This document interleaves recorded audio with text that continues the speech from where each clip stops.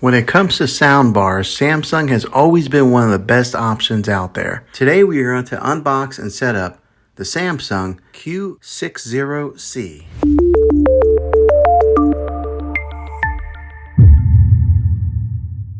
And on here you'll see where it's got the branding nameplate. There is a speaker with a soft covering right here. This is the back.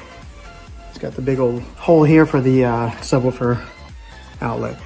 The power cord goes here, and then here is an ID set button that you push here to get it paired up with a soundbar. All right, so let's see what's inside the bag here. The bag full of goodies. So they give you the power cables for one for the subwoofer, one for the soundbar. And good, they give me an optical cable here. I was kind of wondering that if I was gonna have to order this separately, because a lot of times some of these companies will save costs by not sending you the right cables that you need. But here's the optical cable that I'll use to tie this in directly into the TV. Here's the other end of the power. Plug in the sound bar. A lot of times these square parts here are so beefy. This one kind of a medium size. The user manual, I don't know who reads these things. Okay, 2 angle brackets here to mount the sound bar if you were going to mount this onto the wall. I have a tendency of losing these things, but I'm going to be setting mine on the console underneath the TV right there, so I won't be using this. This right here is another part of the mounting bracket that kind of helps support, push it out from the wall. Some more nuts and bolts if you were going to hang it onto the wall. And now here is the remote. I'm always interested to see what the remotes on these things look like. Batteries, I always give these off the wall name brand batteries. This one's called Mustang. Who's ever heard of that? Why can't they send me like a Duracell or Energize? Now the remote looks similar to the TV remote that I have, the Samsung TV remote. Let me show you the difference. Here is a TV remote right here, soundbar TV. So you can see they're pretty similar, but I imagine once I get the soundbar hooked up, I would really hope that I can get it hooked up to using just one remote, because I hate having to use 2 remotes. So we'll see how that pairs up with it and see if we can just use the one remote, the TV remote. I'll go ahead and put the batteries in to the soundbar remote. Okay, everything's unboxed here. I'm gonna go ahead and get all the power cables hooked up into the subwoofer and the soundbar and get it up there and get it plugged in and get it set up. Okay, on the back side of this, there is a USB output, there's an auxiliary in output, a digital. This is where the optical cable is that I will be using to be plugging in from here into the TV. And on the other side here, they got an HDMI in, and then they got the TV arc out. So this is the other HDMI arc out, and then right here is the power outlet, DC 24 volt. This is all on the back side. Okay, everything's all hooked in here now. Soundbar is displayed underneath the TV. I was a little bit concerned about that once I got the soundbar on there, because I didn't know how high it was gonna be to the bottom of the television there. And it's like right there, it's almost perfect. And then I got a little bit concerned to see if the sensors would still be able to read a remote control, but it's fine. I don't even know where the sensors are on that TV. They're really hidden and discreet, so I don't know if they're in the screen somewhere, but now whenever I turn up the volume, you'll see it says AV soundbar. It automatically recognizes the make and the model of the soundbar. There's a plus symbol that lights up on the corner.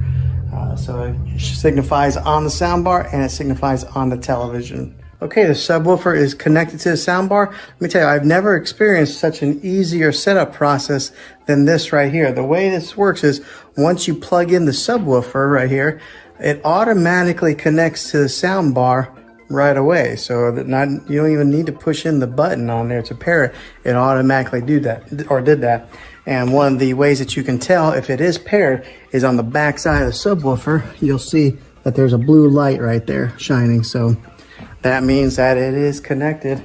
Another little bit of information: if it is blue, that means that it is connected. If it's red, then that means that there's an issue in the setup process. And if it's blinking blue and red together, then that means there is a malfunction. So make sure you watch the indicator light. But I don't think you should have any problems if you're hooking this up. Seems simple enough. Now you are able to hook this up wirelessly via Bluetooth, but I mean, if they give you one of those optical cables, I really recommend to go direct line in. Sometimes you never know what kind of issues that you'll have going through wireless through Bluetooth technology.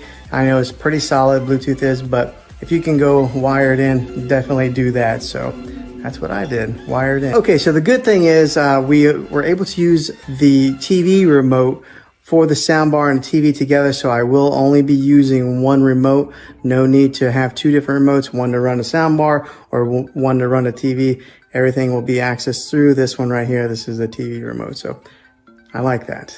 Less remotes is better. Okay, so we're gonna do a little sound test to give you guys, I know it's gonna be hard for you guys to really tell, maybe, depending on what kind of sound system that you have, if it's coming through your computers.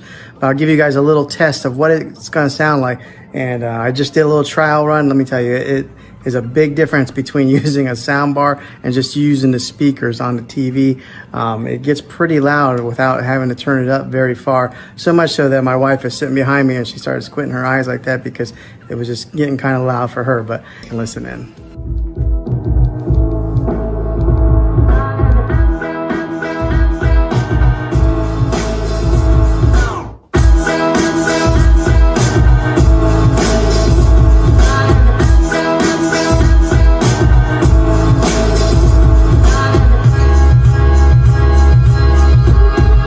Okay, so that sounded pretty good. I'm very pleased with this purchase so far. Sounds like it's going to be a really good soundbar. Now, something to note here, the bass there, it pushes out through the back.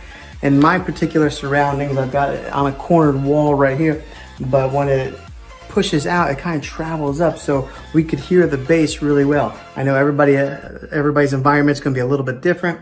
I do have a higher ceiling, so some of the sound that comes out from the top of the speakers is going to have to travel up quite a ways to kind of fill the room, but it does push out from the ends here. We can hear that perfectly fine. So if you do have a lower ceiling, you should be able to hear it and get all that rich sound that comes from this sound bar. But yeah, it's pretty easy to set up and it sounds fantastic. So well, hopefully this video was helpful to you. If it was, click a thumbs up on this. Go ahead and subscribe to my channel. I make tech videos all the time, and I would love to have you back in the next one. Take care.